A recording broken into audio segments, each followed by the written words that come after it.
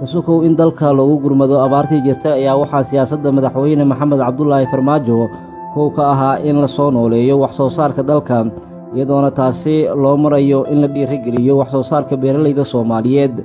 Tallaabadaasi ayaa waxa uu madaxweynuhu u arkayay inay furo u tahay halka abaaro kale oo dalka ku soo noqnoqda.